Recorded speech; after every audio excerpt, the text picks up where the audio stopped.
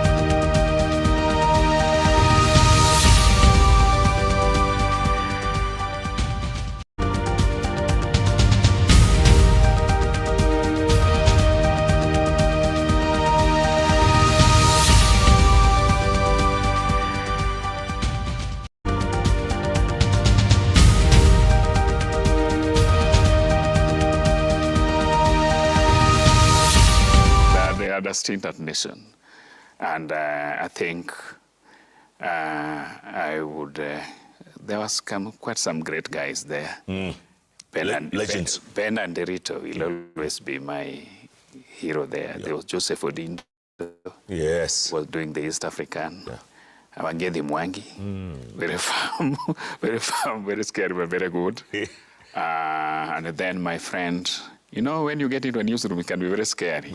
You need people who can. So I still see Wajajo Guna. Yeah. She's in somewhere in Namibia. Or, correct, somewhere down south. Yeah.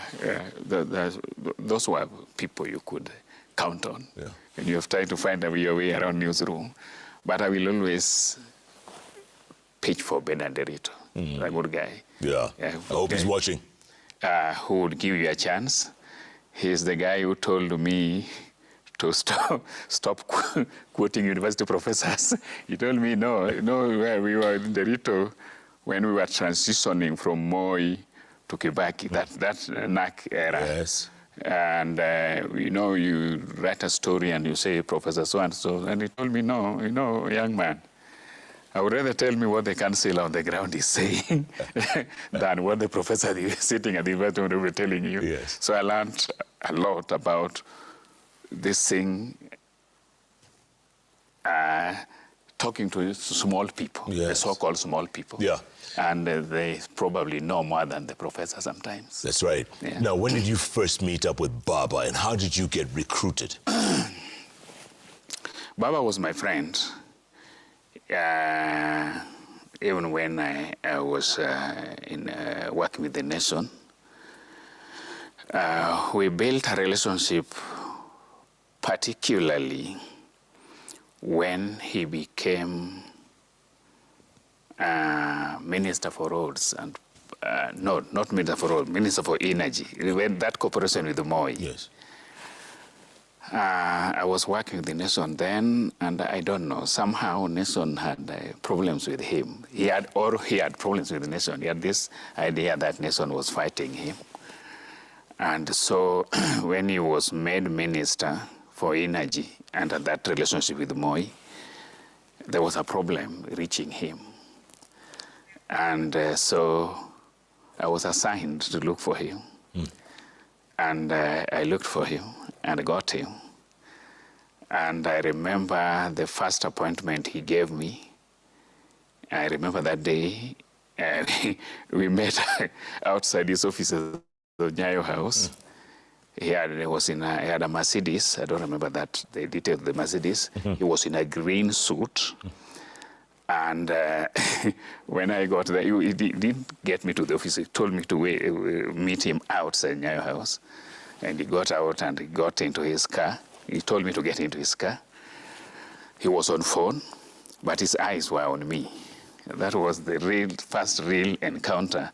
We were supposed to be going for the interview, so he was on phone here. What year was that? But looking at me, that was 2001. Immediately he joined the Moi government as a cabinet minister. Then from there, we moved. Wow. Yeah. Wow. Yeah. That's a great journey. That's what, 2001 is 25 years ago. Yeah. That's 25 years ago. Yeah. Let's fast forward. Yeah.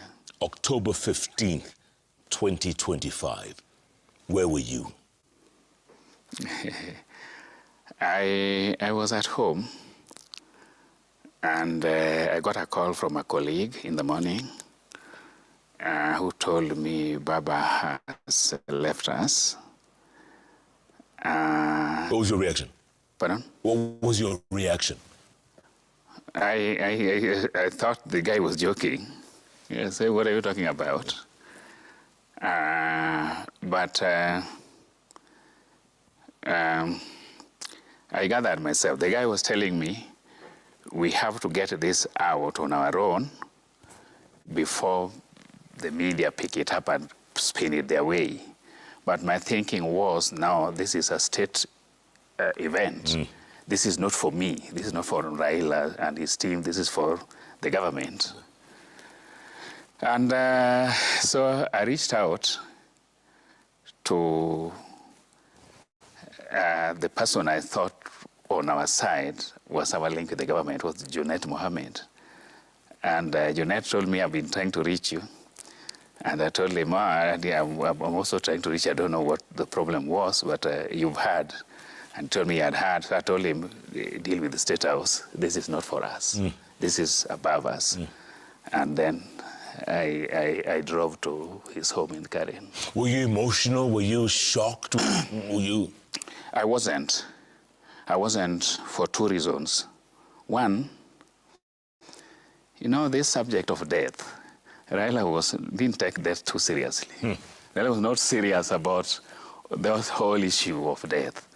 And I'm sure if he were to rise today and come back, he would be shocked and even annoyed that people are still mourning. Raila's style was to move, permanently move. Whatever has happened, you move. You deal with it and move. So when I heard about his death, I was shocked because we had spoken 2 days earlier when he was moving to the destination where he died. To India? No, he was already in India. There's a place where he was being treated. Right. Then he was moving to a new location where he got those herbal things, where just spa, those kind of things. Yeah. And he had told me, he had called, it was a Sunday. I remember I was somewhere on Mombasa Road. That day he called it twice, around 1, within a span of few minutes. And he told me, now we are done with the treatment. I want to go to the other place, just refresh. Did he sound okay? Did he sound fine? He was very okay. Yeah. And I told him, yes, today you sound okay, because we had spoken the previous day. He sounded a bit not very okay. When you spoke that day, it was very okay.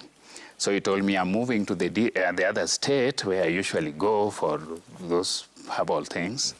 Then I'm going to Dubai, where I'm going to take 2 or 3 days. Then I fly to Nairobi. It is on the byway to meet his brother Oburu.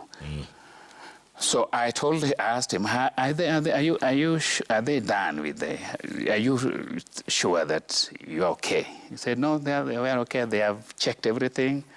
They have treated what the problem was, and I'm okay. I'm just going there. Then I've come to Dubai, then come to Nairobi. He told me a few people he would want to link up with when he's in Nairobi, a few professors that he wanted me to put together to begin thinking about the way forward. And I reached out to those professors. I knew he would stay up there, come to Dubai, then come to Nairobi. Yeah. So he was okay. So when I was told he had passed on, it was unbelievable. But I also thought, then Raila didn't take this subject of death seriously.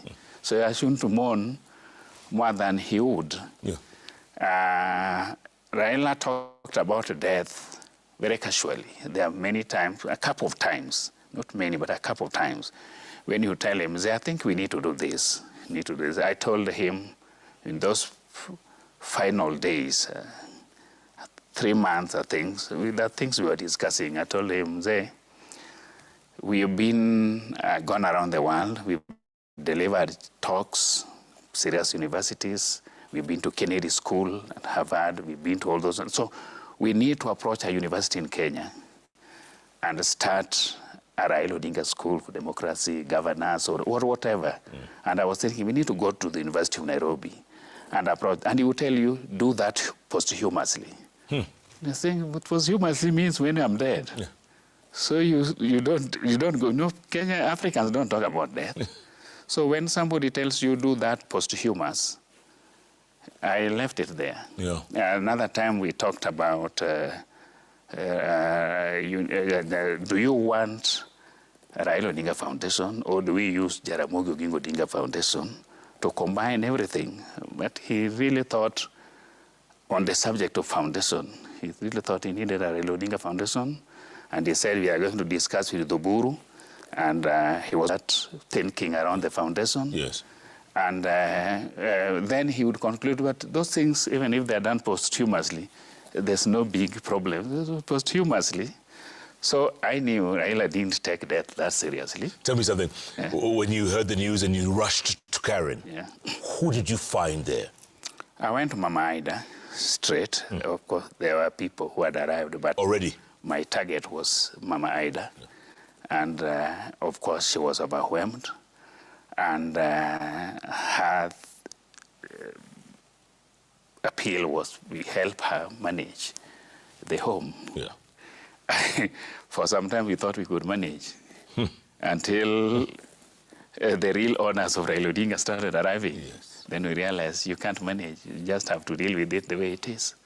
Yeah. He belonged to the state. Yeah, yeah. Tell me something. After that, the plane ride to India, were you a part of it? I didn't go. I was asked to go. Musalia, who was leading the team, thought I could go.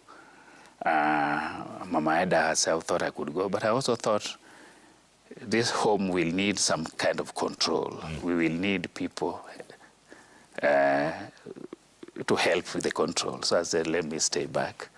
And then there was also the issue of being buried in 3 days. In 72 hours? 72 hours. Yes. Were you aware of that? He had told me about being buried in 3 days, 72 hours. Is 72 hours 3 days? Yes. He had told me that, but I dismissed it. I didn't know it was in the will. When General Ogola died, I was in the village in Migori. And Raila was wanted to go to Gola's house. And he was telling me, get the media, we are going there. I'm trying to get the location. So he told me, no, he said the guy wrote in the will that he be buried in 72 hours. And then he said, that is the way I would also want to be buried. And I told him, well, nobody will accept those things. Just forget about it. I thought he was joking. He told me, even me, when I die, I want that thing done in 72 hours. I was in the village. I told him, no Luo will accept that thing.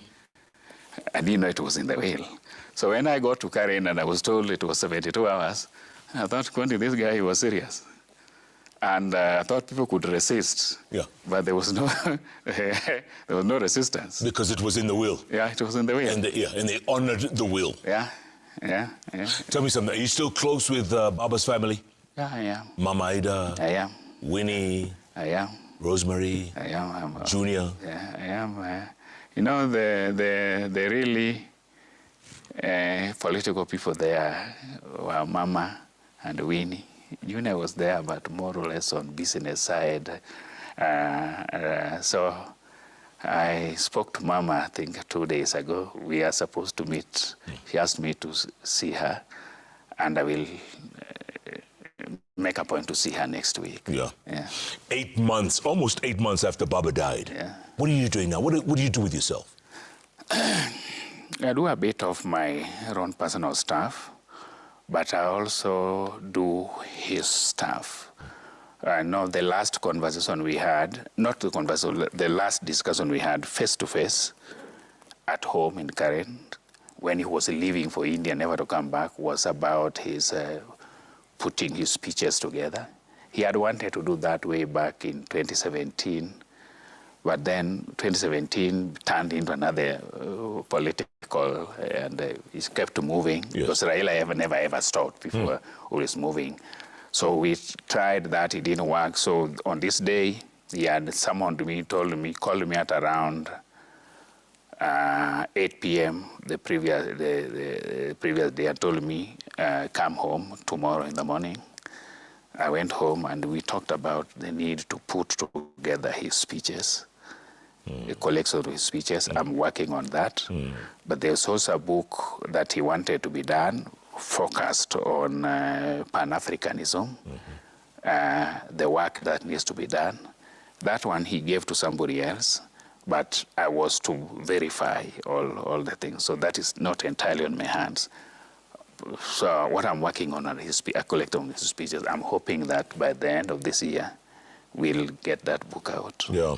Dennis, if someone was to ask you how well you knew Baba as a person, what would you say? It was not possible to know Baba completely. You know, and I know you used to talk about this elephant, where the blind man went to see an elephant, and you touch here and you touch here, and you get impression of what you touched. I knew him to the extent that he was relating with through the public. I knew his thinking, I knew his vision, I knew what he wanted for Kenya, Africa, and those kind of things. And those ones, I wouldn't sit down with him to give me much of the. If he told you that, tomorrow we are going to Nigeria to talk about the future of Africa, I would not sit down with him and tell me what I knew what his thoughts were. To that extent, I knew him. But Raila was a very complicated man. Very many things to very many people. I've seen people on the stage saying, I knew him, he was my friend, I told him this, I told him that, he told me this, told me that, I was the advisor. I know they were wrong. I see somebody that knows that this one was wrong, this one is wrong. Raila is a person who would come, you would come to his office, you sit down, treat you very well, take tea and laugh, and you take as much time as you want. And when you leave, you would ask us, who brought that guy here? And you would go thinking he welcomed you very well. I knew the guy is complicated when we had our first handshake with Uhuru. That's the first handshake. March 9th, 2018. Yes. I knew something was going on. And he was traveling quietly with Paul Mwangi. But I knew Paul Mwangi, Junet Mohammed, they were traveling there quietly. But you had no clue? I knew what was going on, but I knew it would eventually come to me. So when a day to now going to meet Uhuru, he came and told me, now we are going to meet Wodjaduong, he uses son of Mzee, tomorrow. That's how he used to refer to Uhuru. going to meet the son of Mzee. What's the word again? Word Jaduong. Word Jadur. Yeah, Word Jaduong means the son of the old man. Yeah. Tomorrow. Word Jaduong. Yeah, I want you to prepare a statement we are going to make there. But if this thing leaks out, it will be you. So I told him, but Mzee, if it is that delicate, why don't you just go speak off the cuff so that there's nothing written that you can blame me for? Then he said, no, some moments in history are so consequential, you need to leave a record that when this happened, this is what you said. So I'm telling you, prepare a statement, work with Paul Mwangi. If this thing leaks out, it is you. He did not even say Paul Mwangi that I'm working with, that it is you. So we sat down there doing all the writing and it was around 4 or 5. Around 4 or 5, a friend, 2 friends of his, whom I will not mention, very close friends of his, came to the office. They sat there. They stayed until 8 p.m. So I assumed he had told them because there's a consequential move being made the next day. And these are his friends. So I asked Paul, now, Paul, I think what's happening tomorrow. Now, if this thing leaks, am I still the person to blame? And then Paul said, I don't think he has told them. I was sure he had told them. So at 8, we were leaving. We got into a lift with the friends.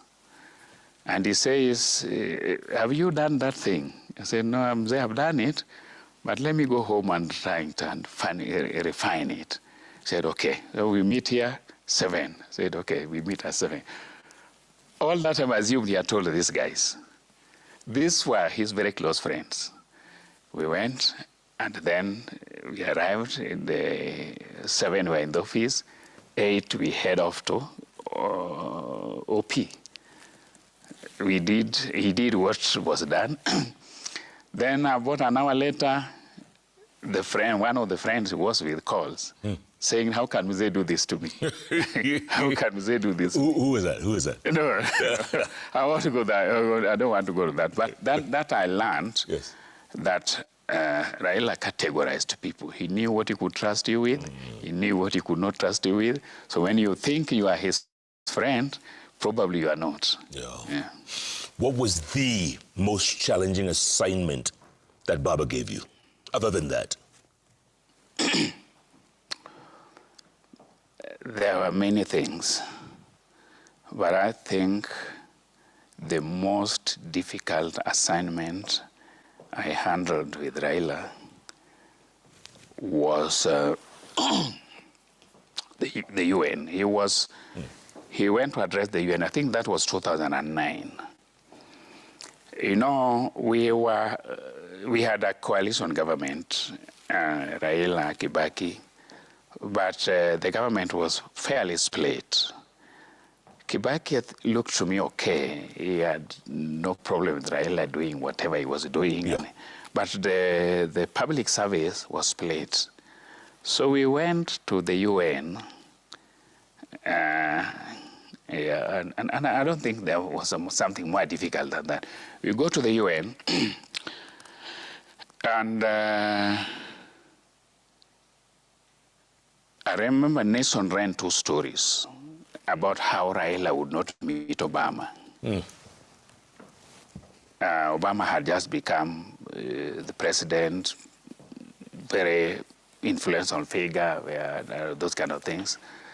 And Nelson ran a story how Raila would not meet Obama. So what is this now?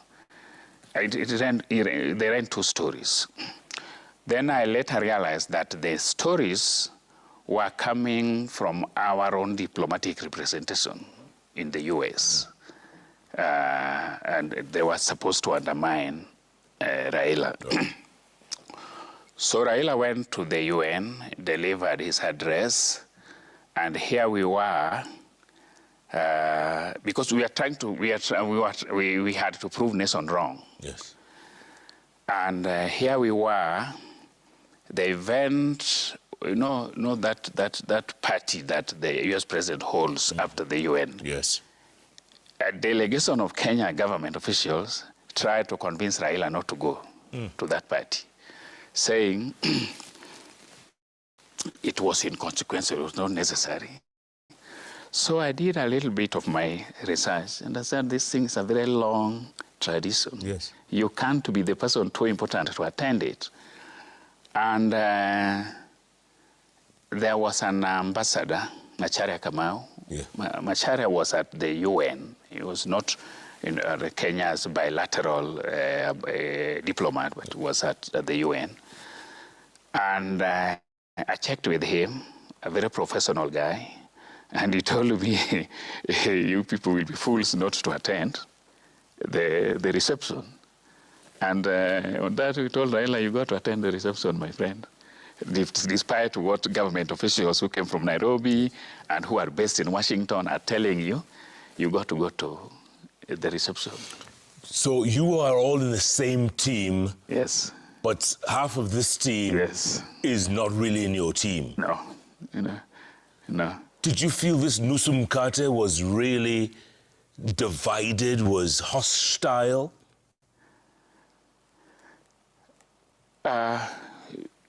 Below Kibaki there were people who thought Raila needed to be cut to size. And they did their best on occasions like those. But we did do everything that needed to be done. Yeah. We had our meeting with Obama, and Obama apparently had wanted to see Raila and told him, tomorrow I'm sending some people to you to talk to you about a few things around the region. And it happened. But we learned that what was being reported here was being supplied by people who are supposed to be accompanying Raila at the UN. I don't think I handled a more difficult assignment than that. Yeah. But it turned out okay. It turned out okay. Yeah. It turned out okay, yeah. Tell me something, your most memorable conversation with Baba, the one you'll forever remember.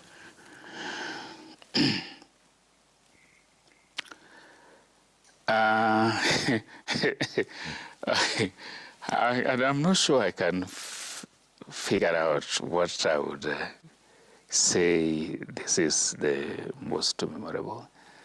There are many conversations.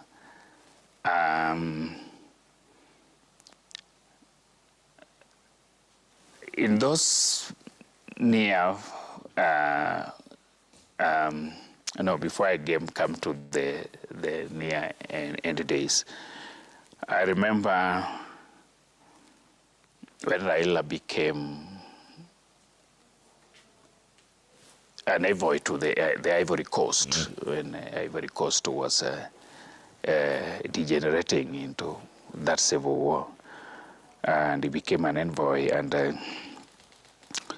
that thing started. I think that it was Christmas was approaching. The year was almost coming to a close, and monitoring the international media, could see there was trouble brewing in Ivory Coast. And I remember calling him. He was on his way to office. That time we were at the OPM, which became the office of the Deputy President. And I called him. One good thing with Raila was a very flexible man. I told him, Jacom, I think these people of Ivory Coast are going to have a very uneasy Christmas. There's somebody who seemed to have lost the election here, but hanging on. And their war is erupting there. I think we needed to, these are things we need to speak about. And he picked up very quickly, and he said, let's prepare statements. And said, okay, I know the generalities of what we need to say, but what specifically do we ask for? So he said, we must ask for the removal of Bagbo. And, this is a government. He's a prime minister. And he didn't have much respect for structures. It's not like you seek the approval of the PS, seek the approval. You should just, I've told you, do this. So when we put out, so how do we remove the guy? He said, The guy must be removed even militarily. The military should be used to remove Bagbo from the office if he has lost elections. And we put out, and he called a press conference there in the office. And I think the government system was shocked that a sitting prime minister is calling for the removal of a president who in his mind had lost elections. And so I asked him, so how are we going to handle this? Where do we go with this from? Where do we go from here? And he said, no, these African presidents are protecting each other. And you know, Raila always had very many channels at any one time. He told me, I'm aware the US has contacted the AU and they want me to be the envoy for this, on this mission. And whenever I talk to these presidents, they know Bagbo is wrong, but they can't tell him because many of them are in the same situation. Yeah. So this thing needs an outsider to tell Bagbo the truth, and I'm ready to take the risk. Well, and when I asked him, where does that, you also want to be president, where does that leave you in your future quest for president? He said, you don't have to be president. You just need to do the right thing. And he thought he was doing the right thing? Yeah, I thought he was doing the right thing. Tell me something, 2007, yeah. Did he win? I think he won. I think he won. Though I was not working for him then, but I think he won. I think he won the elections. The only thing in that election, and then I think it is a thing that he never ever internalized throughout his political career, and which I think was actually the biggest weakness, is the refusal to understand that this country is not really independent. We are independent, yes, but this country cannot just do things on its own without factoring in what the rest of the world is thinking. This is a battle I fought. I think I lost it. And it is something I kept. We sat down in sessions where MPs, and I pitied them. MP, I would tell you, Raila, don't forget, don't talk to those Americans, they don't want you. Forget about the British, they are colonialists. And I know, up to now I still know, that you can't do things your way in this country. Yeah. So what you're saying, outside forces determine the next leader? I believe they do. Huh? I believe they do. I believe they have a say here. I believe you can't entirely ignore them. I believe you need to sell yourself to Kenyans, but also sell yourself to the external world. Yeah. Assure them that they can do business with you. 2017, Supreme Court nullifies the election. Uhuru says, no problem, okay, let's go back to Kwandebe. Baba says, forget about it. Why? That was his opportunity right there. Well, I was there when a decision was taken that he would not run. And the election probably wouldn't have gone, shouldn't have gone the way it went. Many people did not realize, but I think some did. 2017 election, in the run-up to 2017, we had a very formidable team of thinkers behind Raila Odinga. Very serious thinkers. David Ndii was there, John Githongo was there, George Kegoro was there, Paul Mwangi was there, Adam Solo, Oduro Ngwen. So many people, very good thinkers. And the lead up to that 2017, the legal team that even went to win the court the case, that legal team had been formed much earlier. it was not like the 2013 where we scrambled to look for lawyers. And when we lost 2013, I remember I was in some petrol station around Lavington, and I met Professor Tom Wolfe. Tom Wolfe was not very popular on our side because of his Tiedemann polls. Yes, but I knew him. He had been my teacher at the University of Nairobi. So when he ran into me and said, when I saw you people struggling to put together a legal team and a case in 2013, in the last election. That was a few weeks after the 2013 loss. So I said, don't you people know that you may need to go to court? You need to have a standby team, a team on standby, legal team. So I took up that, and we went on a retreat to some place. It was there's some restaurant around Windsor. It is Onyango who introduced us to that place. So we went there, chatted our way, and we agreed that we form a legal team with Paul Mwangi as the leader. And Paul Mwangi was the leader of the Raila's legal team. Forget about all these stories you hear about. This is a top lawyer, this is a top. Paul Mwangi was the leader of the Raila's legal team. So we put together a legal team. The legal team that went on to win the 2017 cases had been in the works for about 2 or 3 years. And we had a very sound technical team led by David D. But going into that election, people didn't realize that the campaign got split somewhere along the way. We had 2 manifestos. We ended up with 2 manifestos. One developed by David D and his team. Then another group emerged and also came up with a manifesto. Many people didn't realize. Led by who? Yeah? Led by who? There were always people who showed up last minute around Raila and came thought to know that. Yeah. If we had gone to that election with the team led by David D, I believe the result would have been different. But we went to that team, that election. Mzee told us to try and put things together. People went in there a bit dejected. The results came the way they did. But by the time we were moving into 2022, people like D had left. Yeah. Before 2022, that mockery of a swearing in Uhuru Park as the people's president. Were you there? I was there. I was there at Uhuru Park. Who came up with that idea? There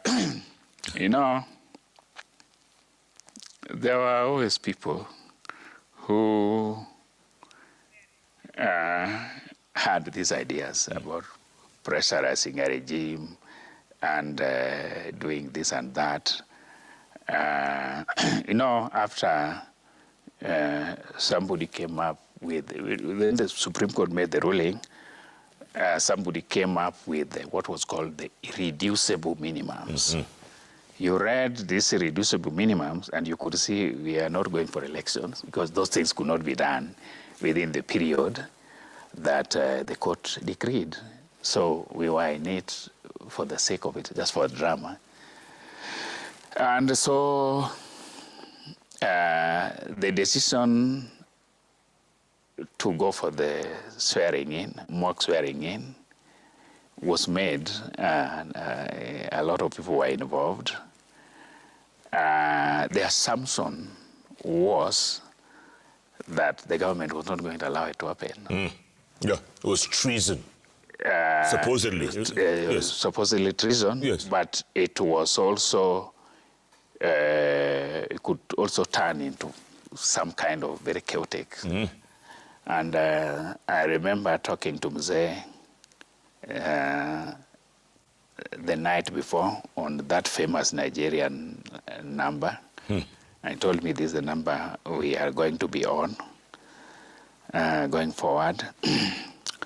And I told him, Mzee, I think these people are going to allow this event to go on. So we better prepare what we are going to say there.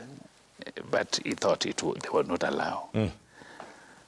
all indications were that they were going to allow. In my, when you talk to these journalists around this town here, you get a lot of information. Those guys working on food sometimes, they gather a lot of information. I was sure they were going to allow. So in the morning, they calls to say, yeah, it looks like these people are going to allow this thing. So we have to prepare something we are going to say. So we gathered very quickly. Yeah. Me and Dee were tasked to come up with a statement. We went to Musalia's offices somewhere on Riverside Drive to come up with a statement. And in the end, the event was allowed, contrary to expectation. What was Meguna's role? Well, I saw him at the swearing in. Yeah, he was doing the swearing in. He was doing the swearing in. He was supposed to be the people's general. Yeah. And this whole thing of bringing him on board, a brave person was based on an assumption that the state was going to try and stop. But when the state didn't stop, then it just became another event. At the same time, Kalonzo Musyoka, Moses Wetangula, Mudavadi, they were all missing in action. Yeah. Missing in action? Yeah, they were. What do you know about their absence? I didn't talk, but I remember I spoke to Musalia from the scene. I was at Unpack.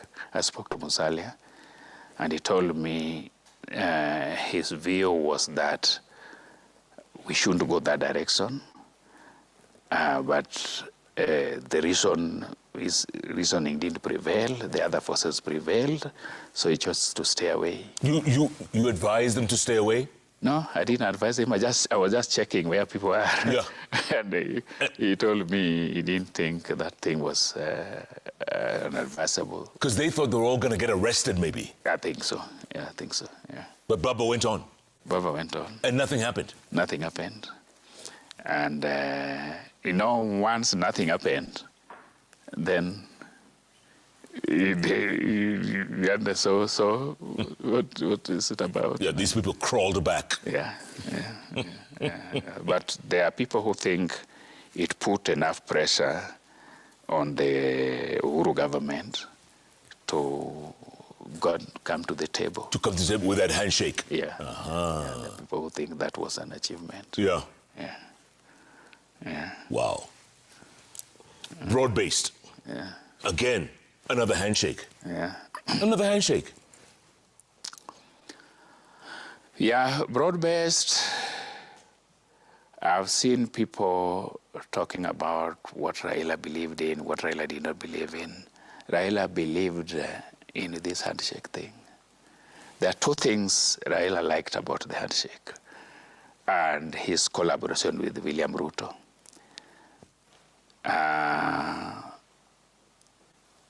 The housing program that Ruto is rolling out, and the thinking, this whole Singapore thing.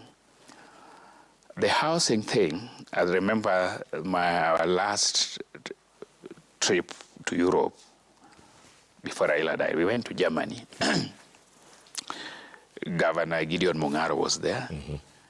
We took a train from Berlin to this other city. What was there? Munich.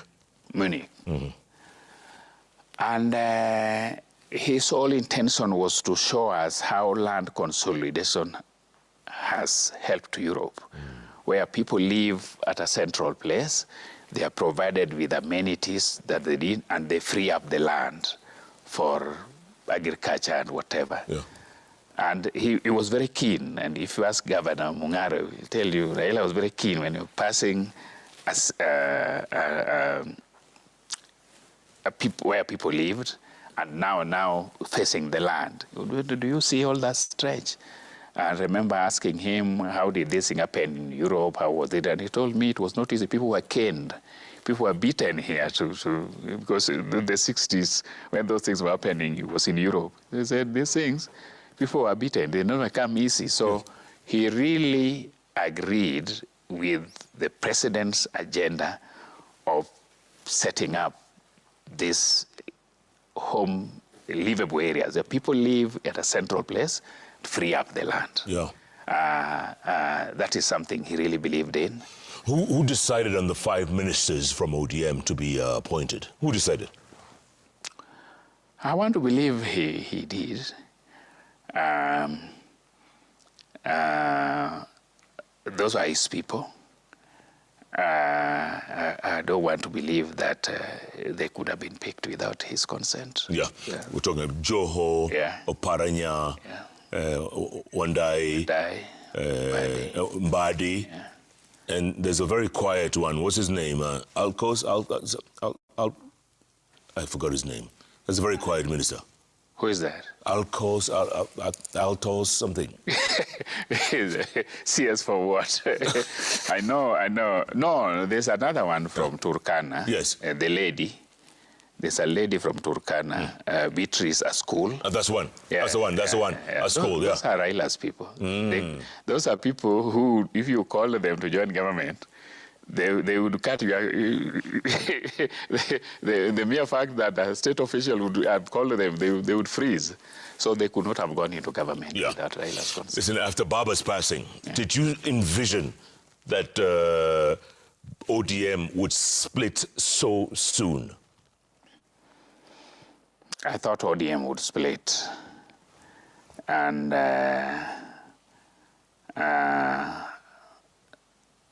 I still believe if ODM does not work harder, it would split further. You know, Raila, there is a Kenya that produced Raila. There was a kind of Kenya between the 60s, 70s, 80s that produced Raila. And there is a Kenya that Raila produced. The Kenya Raila left us with is not the Kenya that produced him. And without that overriding authority that Raila had, these new leaders will have to find something that would endear them to the base. ODM was a struggle, a product of a struggle, the product of a liberation kind of movement. Raila was a liberation guy. He died a liberation. He was fighting liberation war to his death. Yeah. That liberation war, you can't sell it to Kenyans now. That liberation from a state autocracy, I don't know, this kind of, those things that you can't put your hands on, that era is coming to an end. There's another struggle coming up in Kenya. It's not about human rights. It's not about freedoms. It is more about pockets. And if ODM doesn't find a message that rallies the base, and I see they are struggling with it, then there's a possibility that false messiahs will emerge from everywhere. And yet, at the same time, it's a generational shift, right? Yep. And yet, you choose to be in the Oburu Odinga camp. Why? I think the party needed to stabilize. We needed stability.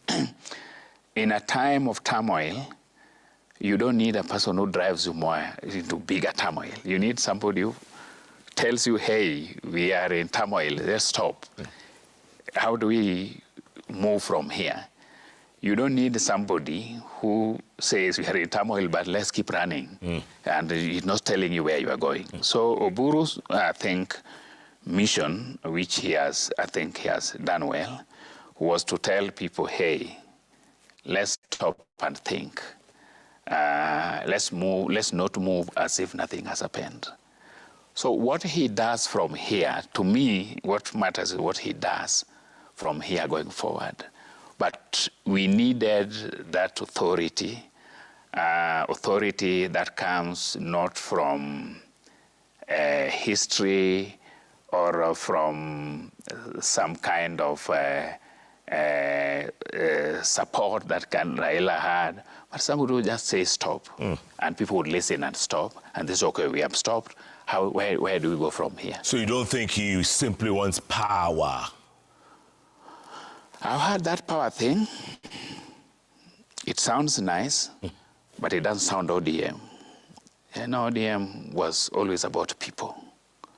So you can say power, yes, I want power, but if you don't connect it with the people, it will fly out there.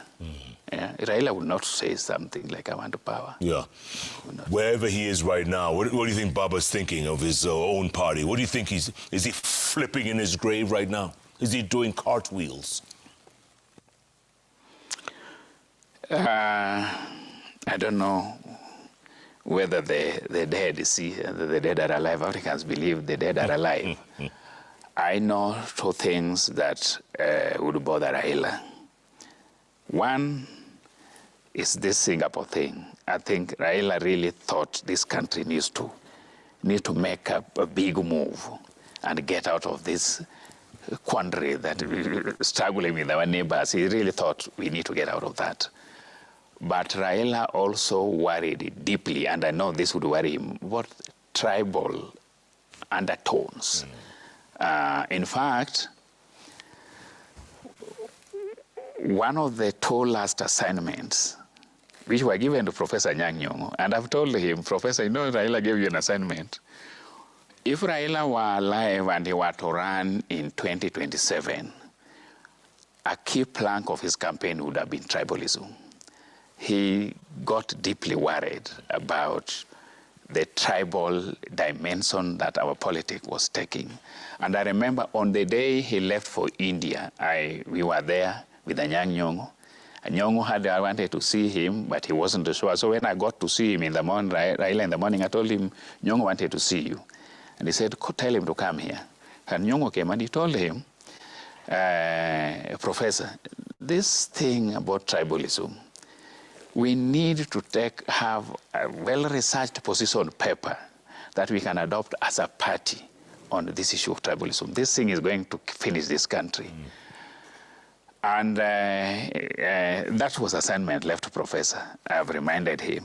Then there was the second thing about his relationship with Ruto, the handshake.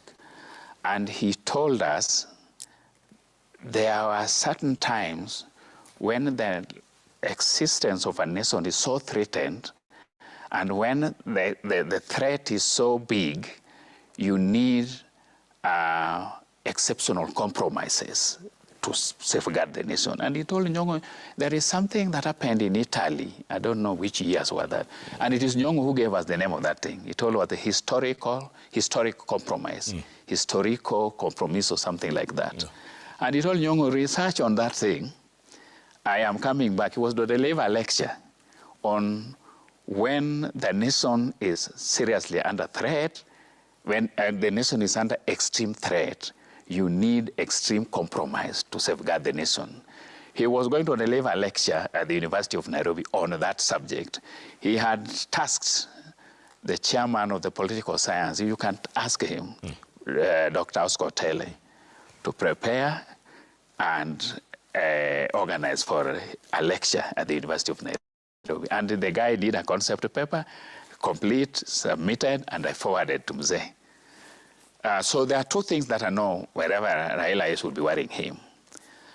One is the tribal tone that our politics is taking. I know that he would, that one he would kill somebody about. If he were his MP, sees you on TV talking tribal politics, now that one you could not come back to Raila and convince him that you are right.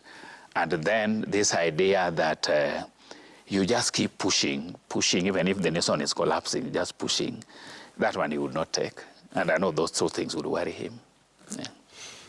Yeah. His relationship with other close associates, so-called, right? For instance, Junaid Mohammed. What was it like? Junet was Raila's person. To the very end? To the very end.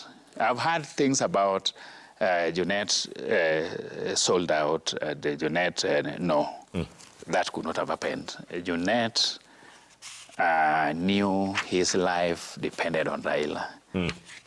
He knew that his future lay with Raila's future. He could not have. A number of things happened in the road to 2022 that I don't think Junet was entirely in control of. Yeah. And he became a fall guy because he's the one who was being seen around. Yeah. But he was Baba's boy to the end. No. Junet was Baba's person. Junet was Baba's person. There are two people who I know. I know there are many people who are disappointed, but there are two people who I know were deeply disappointed by Raila's failure to get power. Junet is one of them. But the most important one of them, I think, is SK Macharia.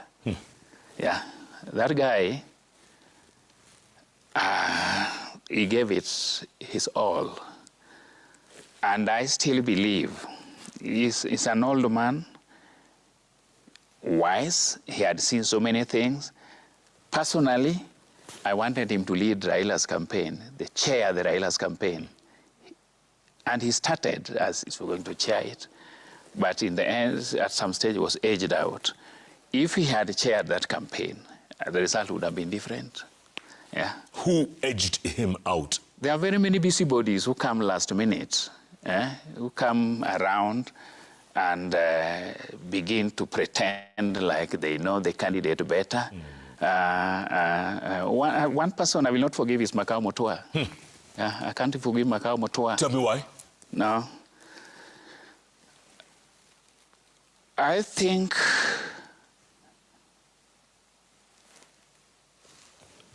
I don't think he added value to Raila's campaign.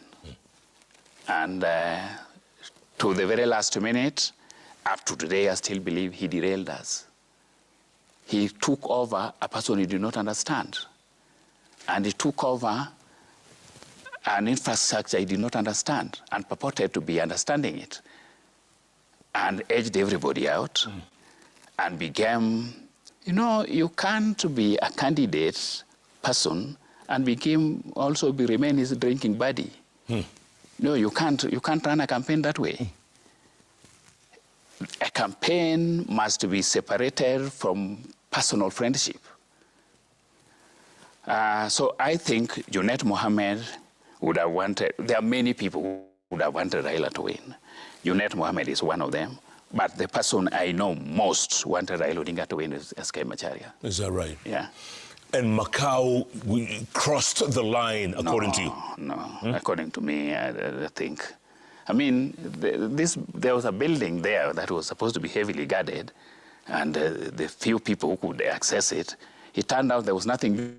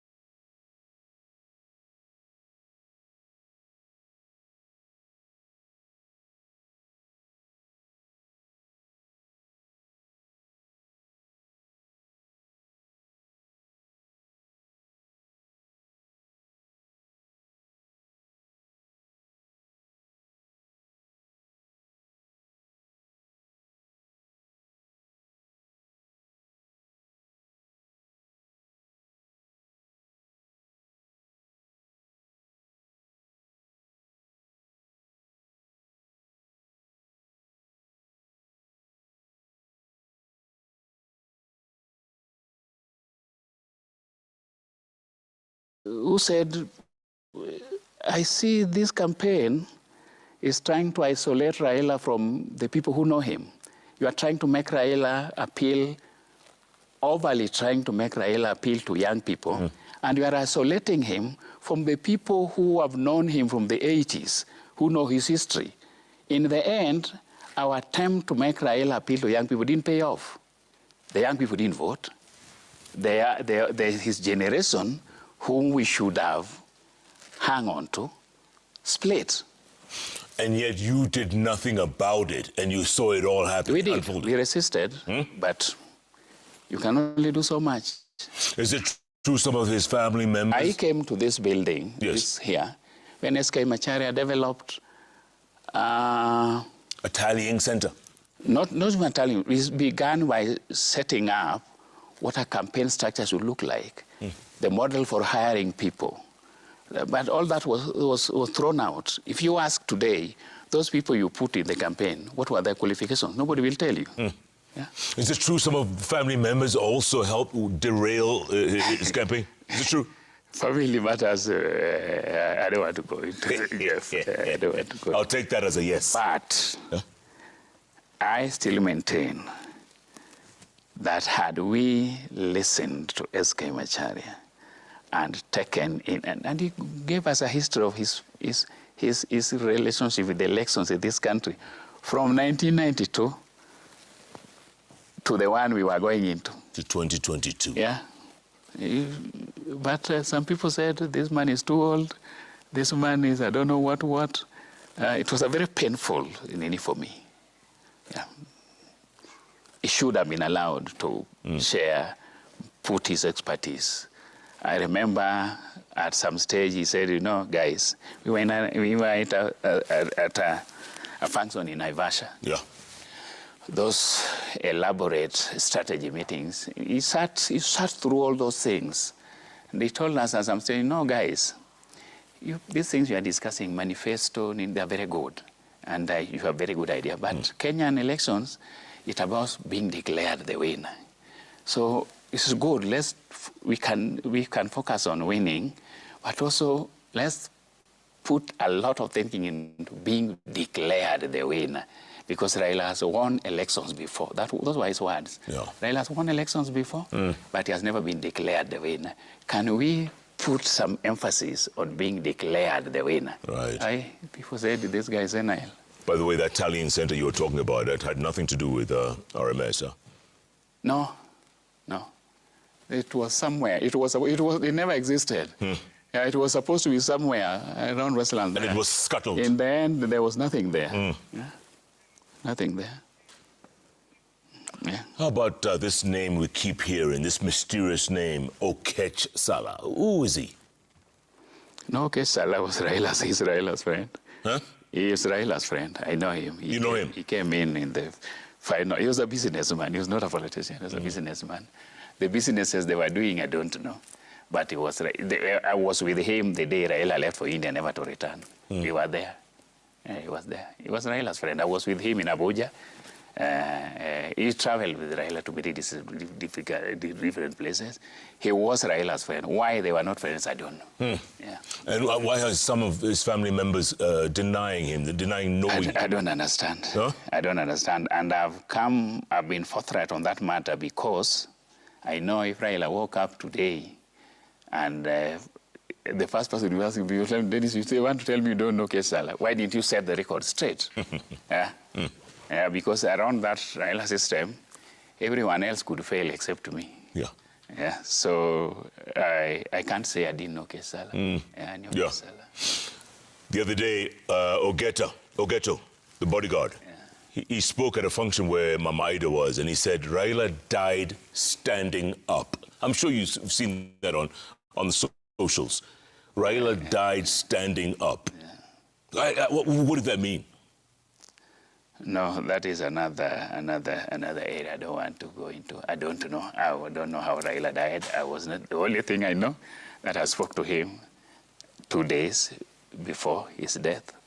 So how he died, I've never even asked anybody. I've never even asked Ogeta. And whoever was there with him, what happened? I've never, because and again, as I've told you, this subject of death, Yes. Raila didn't take it too seriously. So I've decided let it be. Yeah. Speaking of derail, his daughter Winnie has been quoted, people saying that she was also part of that Part of what? clique that led to the derail. No. There was a campaign structure. What I would summarize is this whole thing of our team saying so and so failed us, Uhuru didn't do this for us. I think that needs to stop.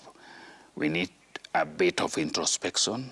We need to figure out what is it that we could have done better instead of blaming other people. And I believe there is a lot that we could have done better. And it was not just in this 2022 election. I told you 2017 we had 2 manifestos. Yeah. A lot of confusion in the camp. Yeah, it comes. Too many cooks spoil the broth. Yes. Right? Yes. The greatest lesson that Raila Amolo Odinga taught you, Dennis Onyango, what was the greatest lesson? Keep moving. Yeah, just keep moving. Don't stop. If you believe in something, just keep pursuing it. You may get it. You may not get it, but let it be on record that you tried. I remember, and that was not a one-off. I remember, when Uhuru was Minister for Finance, and he introduced the Passats. The Passats, yes. And the people were saying, this is Uhuru's business, he's the one supplying, and then Raila told me, look here, in this life, identify a problem and try solving it. You may not end up solving it, but it will go on record that you tried. Uhuru has identified a problem that the big vehicles are consuming too much, so he has introduced the Passat. That is his solution. If it is wrong, come with yours. So just keep trying. Try something. The best description I ever heard about Raila was, he's a mystery wrapped in a riddle inside an enigma. You agree? There was that. There's a way in which Raila was enigmatic, but what people didn't know in all that description is that Raila had very competent people working behind the scenes who would feed him with information that he will then weigh which one do I go with. He used to describe himself as a striker. So he would say, I am here. If you're not giving me the ball, what do you want me to do? So behind all that, there were people, very competent people. There are a lot of people in this political scene, technical people. A lot of them worked for Raila.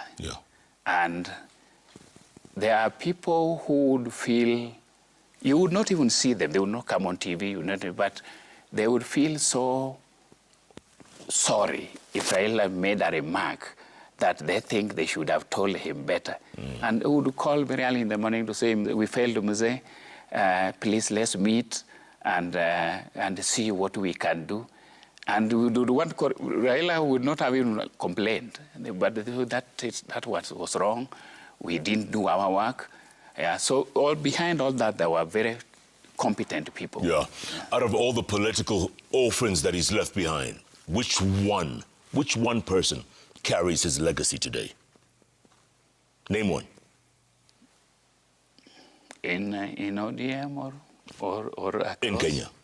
Name one. No, Raila lived, was on another level. I think because of the experiences and the duration he had covered in the country, you can't, I don't think you can. Name one. I don't think. Onyango. Yeah, Nyong'o is definitely within Raila's... James Aguri Orengo. No, I don't think so.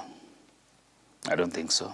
No, I worked for Raila And when I tried Raila to try out an idea, and if you wanted Raila to accept an idea,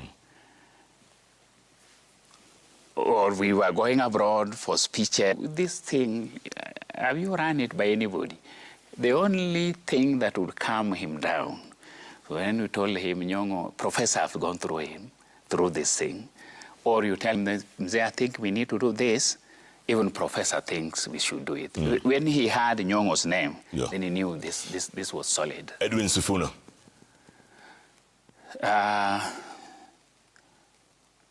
Sifuna was Raila's son, political son. I think at some stage he went overboard. I was with Raila in Abuja. I think it is you who hosted Sifuna here. He had a very explosive interview. Yes. We were in Abuja. That night, Raila did not sleep, just making calls here and there and saying the guy had embarrassed him and all those kind of stuff. I think he lost Raila at that stage. I think he overdid himself and showed that Raila didn't know what he was doing. But he was Raila's son. He was part of the think tank. People who I'm the one who brought him to the think tank. People who used to meet at Capitol Hill, 6, 7, by 7 they are done. They make the papers, they give it to Raila, then they go their way. Raila liked him. Raila liked his energy. Raila liked his ability to articulate issues. But on that interview, he lost Raila. I don't know whether they ever made it up, but that interview really. Yeah. Gladys Wanga. Yeah. They were Raila's people. Yeah. Babu Owino. No. I cannot really tell you no. Raila thought Babu was going to be a trouble to his base. Yeah. He thought the guy was impatient and not willing to, if you have a legacy or you have a lineup that runs from Jaramogi, there were so many people in the queue and people you had to deal with. And if you just want to come and jump them then you are putting Raila in a very difficult situation. So he didn't very much appreciate the speed at which he was moving. Yeah. Hassan Joho. Joho was Raila's friend to the end. Raila's friend. He took up a lot of Raila's political and personal issues. And if Raila had told Joho, get out of that cabinet, he would have left. Yeah. Yeah, he would have left. Finally, before we go to the magic wall, what do you think of William Ruto? Personally, or what Raila thought about him? First you. I think Ruto is trying. I like the way he's challenging established assumptions. There are so many things we had accepted as normal in this country that William is trying to tear apart. And you look at that Gikomba market. What was that thing doing there all these years? But we kind of agreed that Gikomba is the market biggest in East and Central Africa, and it should be the way it is, muddy, rough, pickpockets, and those. You can't keep your things there safely. So I like the way he's tearing things apart. I'm just hoping that in the end, the ends come together. Yeah. You look at those housing estates, and Kaloleni, and then what were those houses doing there all these years? Tearing them apart, come up with something a little bit modern, doing the Nairobi River, the way he's doing them, a lot of those things. So he's disrupting. I like that disruption. I like that disruption. What did Baba think of him? Baba thought he was trying. I played the devil's advocate on Baba many times, saying, these people, I don't think they will manage this thing, this economy. And he kept saying they are trying. They're trying. This 2027 thing that people are saying, Raila said we give them up to 27, it was saying, let's see if this thing may just turn around. And he was really crossing his fingers that it turns around. And it would make it easy for him to work with him. Absolutely. Yeah. Let's go to the magic wall. Lots of responses coming in thick and fast. Olive? Yes, Jeff. And as we take them, just a quick follow-up from me, Dennis. Yes. On the question of the 2022 general election, was Raila unaware that things were going wrong with his campaign because you referenced busybodies? Or was it that he was too trusting? Was he not his own man? I think two things happened. No, actually three. They are the normal campaign team. But remember, Raila had also fought as an outsider for way too long, his entire life. So for the first time, he found himself being backed by the government. And I think he got comfortable. He overtrusted on the capacity of the government to deliver. And I remember one guy pointed out this as a problem, Mutai Ngunyi. Mutai Ngunyi at some stage said, Baba is making a mistake. He has allowed the state to take the lead instead of letting ODM take the lead. Mutai said, let ODM take the lead, let the state follow ODM, and then we see how it goes. And he also told us, the civil service we are relying on is divided. It is not agreed that they are backing Raila. It is corrupt. Anybody can buy them, and it is incompetent. But because Raila had been an outsider all this time, he thought the state could deliver. We overtrusted the state. And became complacent. Yes, there's a bit of that.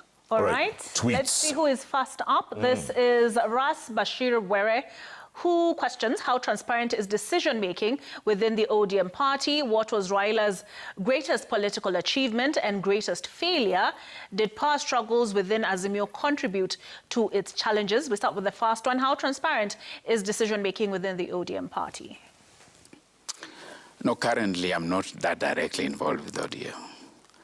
So I want to believe, I see they call what they call a central committee. I want to believe those things are consultative and for this, I don't know how they make their decisions. All right, what about this one? What was Raila's greatest political achievement and greatest failure?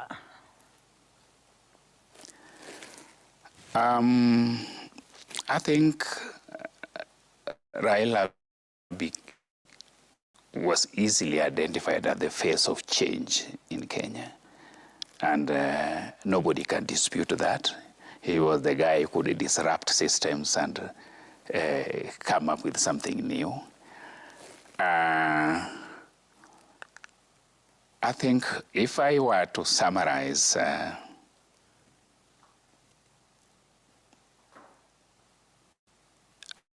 think one,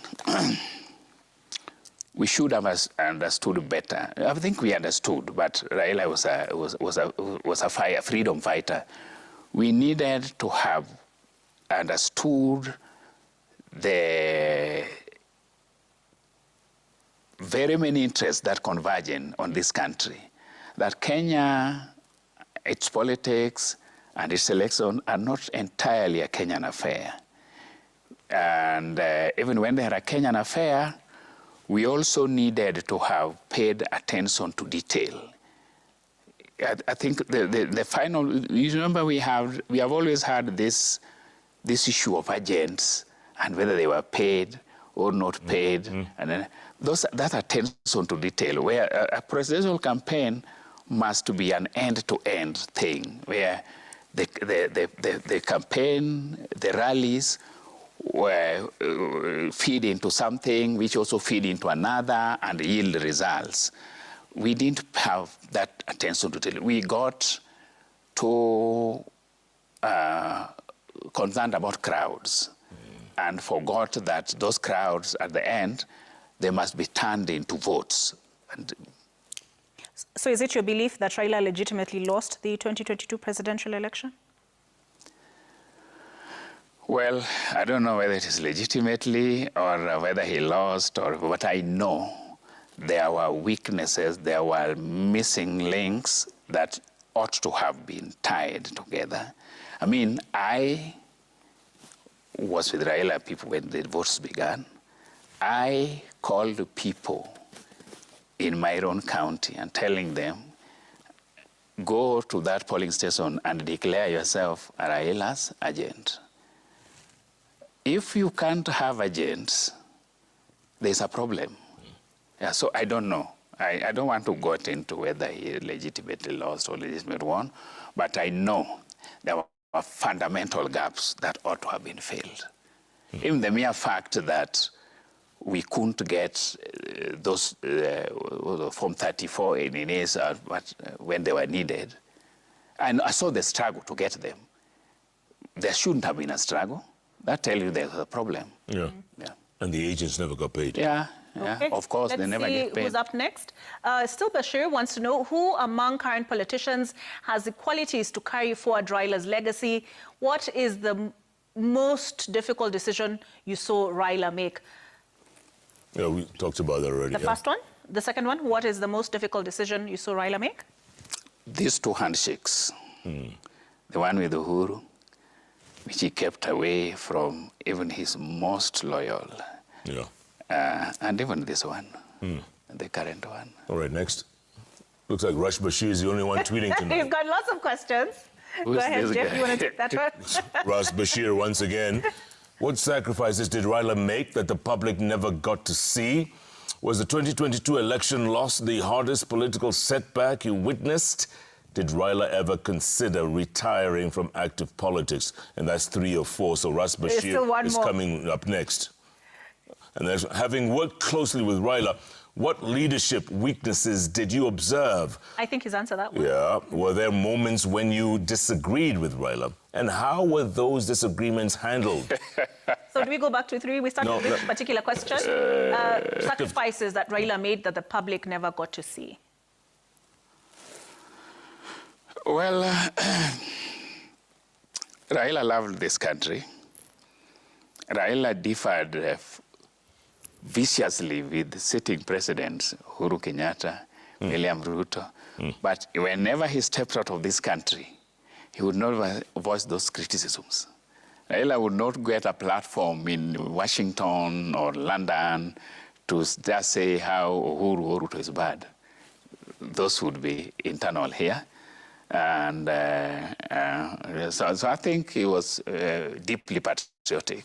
Okay. Yeah. Was the 2022 election loss the hardest political setback you witnessed? Personally, you know, whenever Raila lost elections, I am the one who assembled the team that regrouped to set up the next agenda. In 2022, I decided it was enough, I'd done enough. For me, it was tough. I was with Raila the day Ruto was being declared winner at Bomas. We were with Raila somewhere. We were only 2 people. He was taking tea with the groundnuts. And he told me, you know, he told me, no, Ruto has tried calling me here, and I'm trying to avoid his calls. And I told him, yeah, just pick his calls. Listen to what he says. Then I think he called him back. The results were being declared at Bomas. We were 2 people. He called him back. I stepped out. I didn't want to hear that conversation. When I came back, I asked him, what did he say? What have you said? He told me, Ruto called me. I called him back, and he said, Raila, results are going to be declared shortly. Whichever way it goes, I would like us to sit down and talk. If you win, I would want us to sit down and talk. If I win, I want you to come, we talk. And Raila would never show you his distress. He would laugh it off. In 2013, when results were coming in, I was in his house. He had, you know, his Nini was upstairs. So he left there, and then he came down. We had slept in the sitting room. He came down laughing, saying, no, these people are stealing this election again. So those things you could not know what Raila is really feeling about those things. Yeah. And did he ever consider, I think, which was the final question from Ras, did he ever consider retiring from active politics? He did. At some stage before 2017, after I think we was in South Africa, some resort there. In fact, I tried asking me, where was that place we were? This time when he was going to India, I was asking, what was that place? He told me, I think that place even Kenaweta later came there.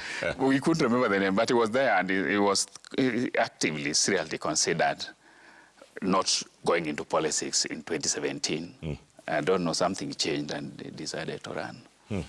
Okay, this is Lemmy Isaac Lemao. Ask him if he agrees with what Raila's lawyer said about Sifuna being his backup plan. And if so, does he think Oburu, being the ODM leader, has what it takes to finally get the party into government through an election and hold a higher office with UDA? I've talked about what I think Oburu was there to stabilize, then plot for the future. What Paul Mwangi said about Sifuna, and it was probably not taken to this logical end, and I have explained it in some other discussions, that Raila Odinga would give you an assignment, but he would expect you to also read his body language. He would tell you, Jeff, go and abuse Dennis Onyango, because he's a very silly man. And you will go to a rally and start abusing me. Then he will come and make peace with me. And you will not know, he will not tell you, I've made peace with Dennis, now stop abusing him. He will expect you to notice that he has made peace with me. So there are people in ODM who are very good in attacking, and Raila would encourage that. The moment he made peace with the person he was attacking, he was too careful. He would not come and tell you, stop attacking him now, we have made peace. Because again, he didn't want to be quoted that he has told us to stop. So he would expect you to stop those abuses now that he has made peace with the other guy. Or otherwise, the next thing you would see is people coming after you. And you would wonder what is happening. It is Mzee who told me to do this thing. Then you go to him and say, Mzee, people are abusing me. They tell you, but you did see that we have made peace with that guy. So that is where I think Sifuna got it wrong. They didn't understand that aspect, that he would deploy you, but when he called off that mission, he would probably not tell you that that mission has been called off. All right, this is Duncan. Do you want to read this one? How did Raila lose his former Lieutenant Mudavadi and Wetangula to Ruto in 2022? Raila had a lot of respect for Musalia Mudavadi. Very pained. There are three people in this country: Musalia Mudavadi, William Ruto, and Uhuru Kenyatta. Those are people Raila had. And even if you went with the evidence that these people we need to attack, they tell you, go slow in those names. In 2013, Raila was convinced that Musalia was going to be his running mate. He rarely attacked him, but things went the way they went, partly because of the chaos of 2017. There was a lot of chaos in NASA in 2017. People didn't know. To the extent that we ended up with 2 manifestos. And after that, I think people decided to chart their own. Kalonzo's not part of these? You mentioned 3. What about Kalonzo? He's running mates forever. No, I would say what my conversations with Raila. He saw William Ruto as a fighter, somebody on your side, you have a foot soldier. He saw Musalia as a loyal friend. And Uhuru Kenyatta was always a friend and a brother. You couldn't, I mean, he could attack him, but attacking Uhuru was his own area, his personal. He would find out how to deal with it. I couldn't be allowed to attack him. So I know Musalia, I know William, I know Uhuru. Kalonzo? I didn't get that impression.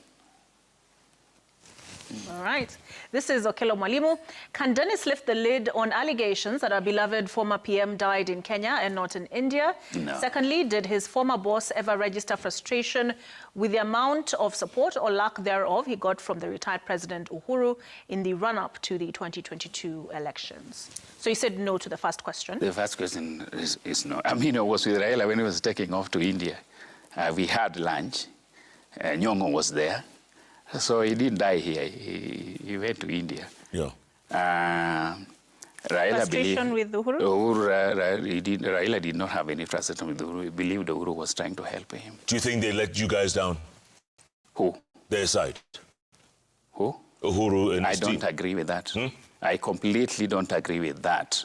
There were fundamental failures on our side about that campaign. Uhuru, I think, gave us the structures, the civil service being what it is. Civil servants look at their next life after you. Uhuru was exiting. And I think Uhuru kind of thought, you know, Raila was very enigmatic and the ODM is very strong. So Uhuru thought, probably, I don't know. But he must have thought, if with at least a little push, ODM will deliver. Just a little push. And ODM is here sitting back saying, Uhuru will deliver. There were fundamental failures. I mean, I don't blame Uhuru for our 2020 Nini loss. Do you think Raila made a mistake in revealing what his cabinet would look like should he assume office? Do you think that was a premature move, maybe isolated others? I don't believe it affected the results. Those results were fundamentally an organizational failure. Those 200 votes, organizational failure, in my view. Okay, John Musang says, Bwana Dennis Onyango, how did Baba die? Because it was just a short time, and that question still runs in Kenyans' minds up to now. It's like a dream. I was not there when he died, but when whatever they said, I know when I spoke to him 2 days before his death, he was ready to come. He had told me to assemble a team that would begin to think through issues. I had contacted some of those professors he wanted me to contact. He knew he was well recovered and coming back home. The rest of those things, I really can't answer. Okay, this is Miriam Ahmed from Mombasa. Kindly ask him if Baba, before his death, had a wish in his mind to support Ruto for a second term. Yes, he did. That is why for this Singapore dream, Raila called in his former economic advisor, Professor Hiroyuki Hino, who is at the Duke University, to come and work with William. And he also thought that some of the things he was trying, like housing, like food security, would pay. But he was also hoping that the economy would turn around before 2027. He was crossing his fingers. He was not dismissing him. He hoped that things would turn around. And that is why, on his death, you've seen Onyango with the president trying to take up that economic plank, think through what would need, because he told the professor, this thing needs to be done. Yeah. So Raila was not going to take another stab at the president? No. He was done? No. Okay. Jethro M says, having spent years learning from a political giant like Raila Odinga, absorbing his strategy, challenges, and lessons, is he now planning a political debut of his own? Dennis? No, not anytime soon. I think one of the things you realize after hanging around Raila all these years, I think politics is overrated as a tool for change. There's so much you can do without being an MP or an MCA or something. I don't plan for now. Wow. It is overrated. Okay. This is James. Ask Onyango if he has considered writing a book about his encounter with Raila. He's a walking treasure we have in this country. Treasure trove, no doubt. Are you going to write a book? I'm thinking about that. I'm working on that. But first, I want to complete the speeches, put them in a book, hopefully by the end of this year. Once I'm done with that, I don't want to be haunted with Raila saying, but I told you to do my speeches. I want to complete them. Then after that, I can work on... All right. Were you the source of his vitendawili? No. Those vitandawilis were his. I kept asking him, you are supposed to be the son of a former president, vice president. You grew up in this. Where did you get all these Luo things? And those were his. Okay. Yeah, all right. This is Damien from Kericho. He says, Raila never actually wanted the presidency. He wanted the proximity to power and thus enjoyed endless open door policy to power, thus his ability to be in handshakes with every president, save for Mzee Kenyatta. He was very smart. He never lost relevance. That's true. No, Raila wanted to be president. He did. He really wanted to be president. He was smart, yes, but I also emphasize that behind Raila, there were very smart technical people. People who did not even want to know that the people did not want to be known to be working for Raila. People who would meet sometimes as early as 6. By 7, they are done and gone. Yeah. They now just go and watch Raila on TV and say... Quick one. How did Raila engender that loyalty in his supporters? Raila was in touch with people. He knew what the thinking was. I remember an occasion when he would pick calls randomly. I remember an occasion when I think we were going for Homa Bay, the Senate by-election, when Moses Kajong was coming, and I found him on a phone quarreling with somebody, and actually they were throwing insults. I said, who is that? He said, some boy called me from Homa Bay. I said, but why did you pick the call? Yeah, because the guy was telling him how the candidate was going nowhere. And he told him quite some unprintable things. So I asked him, why did you pick the call? He said, but if I didn't pick the call, I would not have known what that thinking down there is. So he was in touch with the people. Yeah. Even the lowest of the low. He would, I mean, there were occasions when people came to his office. You would say, Prime Minister is busy. The person disappears. And you don't know that the person you have just sent away is the one who was waiting for. So he comes out to say, yeah, it's so and so. He said, no, there's another Mzee who came here. And we told him to be busy. And he said, go and look for that guy. So you leave OPM to go and look for a guy you didn't know in the town. So he was in touch with the people. Yeah. All right. Joroge Jr. says, this was the best aide and comrade Raila had. A humble and truthful guy. Yeah. I appreciate that. Well done. Joroge, I hope that is not Hezron Joroge. Dennis, final thoughts going forward. You were with the man for a long time, more than most people, and you were loyal to the very end. Your thoughts? I mean, obviously he'll be happy that Arsenal won the EPL right now. He'll be smiling, right? I was never an Arsenal guy. Me neither. I was in Man U. Yes. Yeah, but Baba will be happy. He was very mad about that Arsenal thing. If you post it, yes. I remember one time in London, and we were posting it, and he gave us a history of that club. Wow. And I think dating back from the 60s or something. And what tied him to Arsenal was that I think it was the first team to recruit Africans. Yes, correct. Yeah, correct. He told us that was kept in Arsenal. Yes. That is the only team that gave Africans a chance. That was Raila's tie with Arsenal. Fantastic. Yeah. By the way, that the loss for the AU presidency, was he disappointed in that? Raila always moved. Yeah, you know this? I think when we left Addis that day after the loss, he was heading somewhere, I think towards Dubai, to meet some other guys about some other things. He never, and I think probably, maybe with hindsight, you would think some of those disappointments he internalized, he never expressed, probably contributed to some of the complications. I mean, I told you in 2013, he came downstairs from his bedroom laughing that these people are stealing in this election again. 2017, the same. If Uhuru had called him, like after Uhuru being declared the winner and Raila feels he has been long, he would be laughing. He would not tell him nonsense, no, he would laugh and let it go like that. Wow. 2022, the same. So you never know what Raila really feels about a loss. But he never held a grudge? No. No.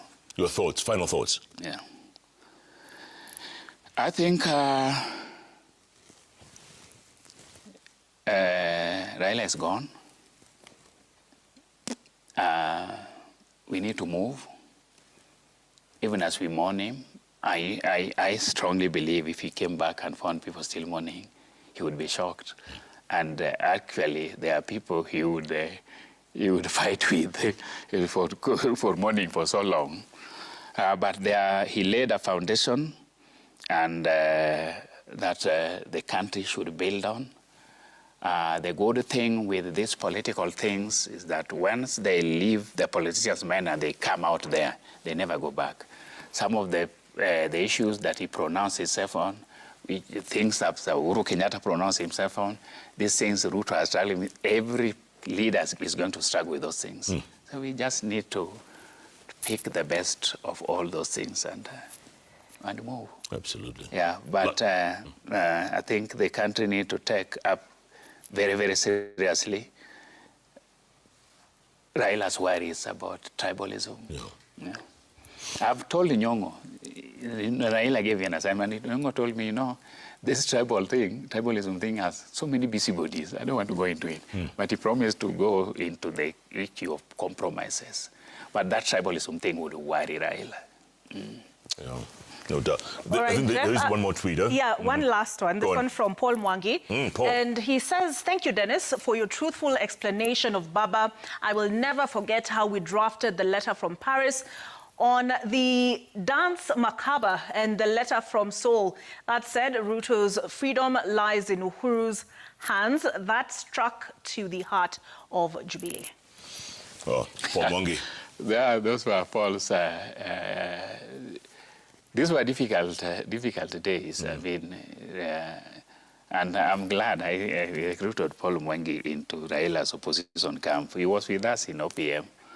And when we lost elections, Raila still needed those all legal things. I told him the man can rely on it, Paul Mwangi. Yeah. People made a lot of noise about how Paul Mwangi is reaping money from he was never being paid. You would do, but he's a thinker. Paul would give you a line that would upset this country, but you never know that. So all these lawyers, you see, top lawyers, those Raila things are being done by very few people, volunteers. Volunteers, yeah. Pro bono. Pro bono. Dennis Onyango, great insights, man, great insights. You owe us that book. You owe Kenyans that book. I'll try. I'll try.